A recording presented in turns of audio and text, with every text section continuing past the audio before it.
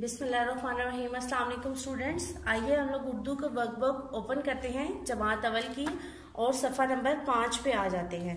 तो आप लोग अपनी बुक का सफ़ा नंबर 5 खोल लें ताकि हम अपना काम शुरू करें। आज का क्वेश्चन सबसे पहले लिखा हुआ है हमारे पास मंदरजा ज़ेल सवालों के जवाब दें, यानी कि हमने हमारे पास जो सवाल लिखे हुए हैं हमने उनका जवाब देना है। नात में आप सल्लल्लाहु अलैहि वसल्लम की कौन सी खूबियों का जिक्र आया है? तो आपने लिखना है नात में हुजूर सल्लल्लाहु अलैहि वसल्लम की कौन सी खूबियों का जिक्र आया है? सादिक और अमीन का। तो हम लोग लिखते हैं स्वाद अलिफ स्वा दाल काफ दिक सादिक अलिफ वा और रे और सादिक और अलिफ मीम आम मीम ये मीन नून अमीन, सादिक और अमीन होने का जिक्र आया है। ठीक है, उसके बाद है आप सल्लल्लाहु अलैहि वसल्लम ने घर घर में क्या पैगाम पहुंचाया। ठीक है, तो हम लिखते हैं हुजूर सल्लल्लाहु अलैहि वसल्लम ने घर में इस्लाम का पैगाम पहुंचाया था। अलिफ सीध इस्लाम अलिफ ला मीम इस्लाम काफ अलिफ का इस्लाम का पे ये पे गाइन अलिफ गा मीम पैगाम, यानी कि हुजूर सल्लल्लाहु अलैहि वसल्लम ने घर घर में इस्लाम का पैगाम पहुंचाया। ठीक है, उसके बाद हम सवाल नंबर 3 पे आ जाते हैं। सब मुश्किलों का हल क्या है? ठीक है, सब मुश्किलों का हल है दीनी निजाम। डालिए दी नून छोटी नी दीनी नून जोए नज जोए अलिफ जा मीम दीनी निजाम, यानी कि सब मुश्किलों का हल जो है वो दीनी निजाम है। ठीक है, हमने नात जो है वो सबक नंबर 2 नात शुरू किया हुआ था।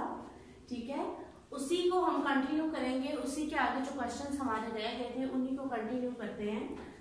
हमारे पास क्वेश्चन है नात को मद्देनजर रखते हुए आप सल्लल्लाहु अलैहि वसल्लम की 2 खूबियां लिखें। ठीक है, तो नात में आप सल्लल्लाहु अलैहि वसल्लम की 2 खूबियां जो है वो सादिक स्वाद अलिफ सा दाल काफ दिक सादिक और अलिफ मीम आम मीम ये मीन नून अमीन, सादिक और अमीन जो है वो आप सल्लल्लाहु अलैहि वसल्लम की 2 खूबियां बयान की गई हैं नात में।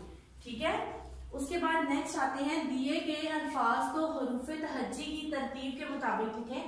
यानी हरूफ तहज्जी यानी कि अलिफ बे जैसे हम पढ़ते हैं ना, तो इसमें हमने देखा है कि सबसे पहले अलिफ बे में से कौन सा वर्ड जो है वो इसमें सबसे पहले आता है, फिर उसके बाद और फिर सबसे लास्ट। ठीक है, तो सबसे पहले हमारे पास वर्ड जो है वो ये है सादिक कलमा मुसलमान और दीन।